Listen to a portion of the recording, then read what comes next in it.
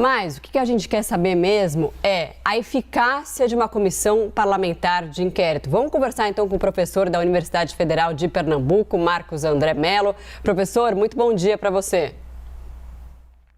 Bom dia, Marcela. Bom dia, Daniel. É um prazer estar aqui. Obrigada. Boa tarde, já 12:01. Professor, bom, existe uma descrença em relação às CPIs de uma forma geral, né? Tem até aquela frase que tudo acaba em pizza, né? As CPIs acabam em pizza. A gente olhando o histórico, né, de CPIs no Congresso que aconteceram aqui no Brasil, a gente pode, de fato, acreditar que não vai dar em nada. Mas, olhando no momento que a gente vive de pandemia, será que dessa vez vai para frente? Olha, eu acho que há um grande potencial para que vá para frente, sim, né? A CPI promete pelo seguinte: as variáveis centrais para você tentar explicar por que certas CPIs funcionam e outras não, é a base do governo, né? Se o governo tem uma base estável e sólida, ele tem condições de mitigar danos e, em larga medida, dependendo do contexto, de controlar o CPI. Por outro lado, conflitos intracoalizão, né?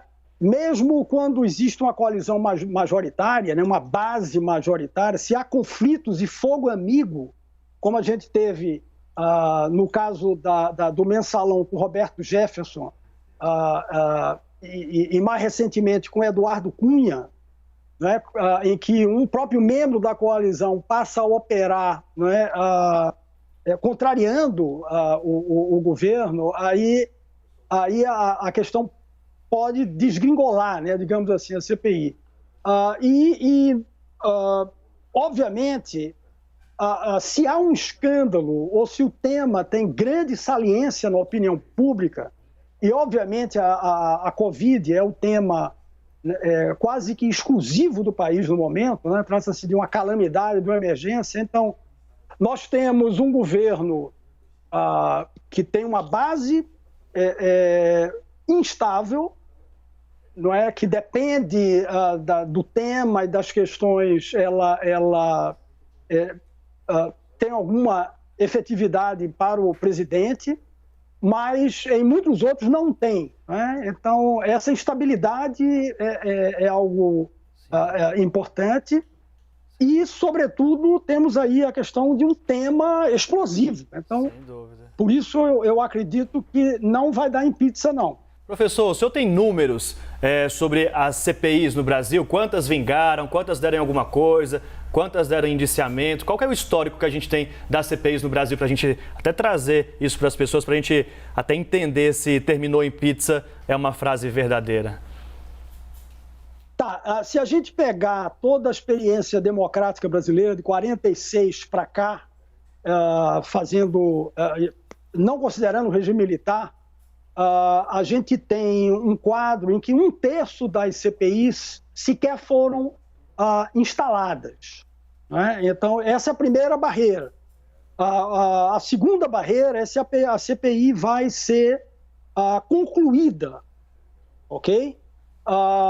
E aí, no quadro geral, 1/3 das CPIs foram instaladas e 5% não foram concluídas. Então, esse é o quadro. Mas há uma distinção crucial.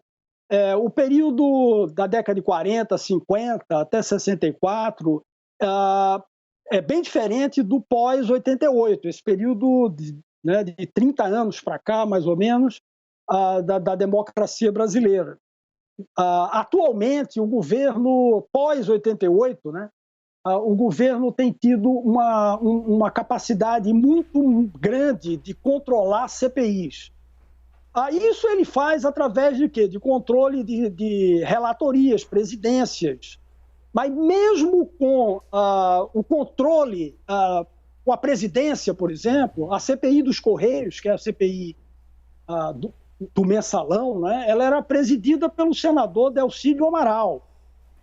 Ela tinha como subrelator o deputado Maurício Randes, que ambos eram do PT. Então, mesmo em circunstâncias como essa, né, o tema sai do controle, porque as instituições de controle no Brasil, pedindo desculpa pelo pleonasmo, né, as instituições como Ministério Público, Polícia Federal, etc., se fortaleceram muito. Sem dúvida. Então, durante a CPI do Mensalão e da Petrobras, a mesma coisa, o que a gente tem é que as evidências, né, produzidas por essas instituições, Polícia Federal, Ministério Público, etc., elas se acumulam e com o grande peso da opinião pública e da mídia, essas coisas passam a ter uma incidência muito grande. Aí a explicação, então, por que de tanta articulação nesse momento em Brasília do governo, da oposição e esses áudios ainda revelados pelo senador Jorge Cajuru. Professor, muito obrigado por conversar conosco aqui na CNN. Até uma próxima. Ok, muito obrigado. Até mais. Um abraço.